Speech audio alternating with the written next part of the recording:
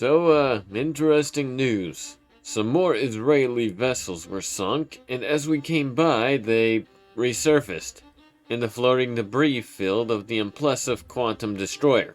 I was persuaded, with a gun, by the captain, as one of the few left alive with any first-hand knowledge of it, to take a peek. And I don't like it. You step aboard one ship, take a few steps through its inner workings, and you end up in a different ship. I climbed up a ladder and found myself on an entirely different and separate, miraculously floating Israeli hunk. And something has patched them up the same way Old Hangar 1 was patching the original collection of fucking Chinese fishing boats with my gear they had stolen.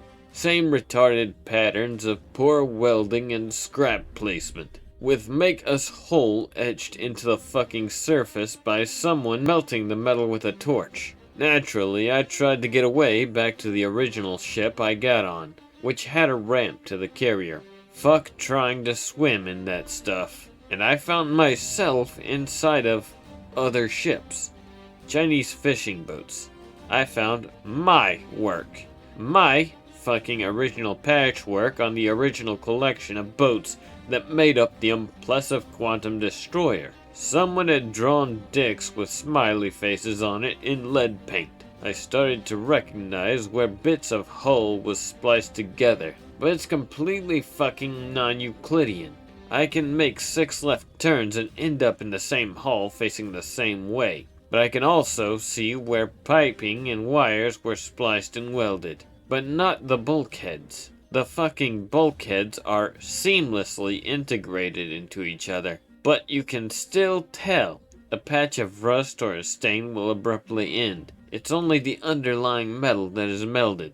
Thankfully, I got the fuck out, and I don't want to ever go back. Boat murdered lives. Also, I need to specify, I only could get the exterior of the Israeli boats that were floating in the flotsam. Those were the only ways to exit the ship. The rest is a fucking back rooms of various ship sections, many of which are partially flooded or leaking, but somehow aren't filling up. Some are lit, some aren't. Some have daylight shining in from above through holes, which is a way to tell if you are in a section that leads to the exterior. That thing is so fucking SCP. I mean, it was before, but now even more so. Reddit thread: "Chief, the seaman guzzler is hungry again. Feed that thing its impossible whopper stat." Captain's log 10.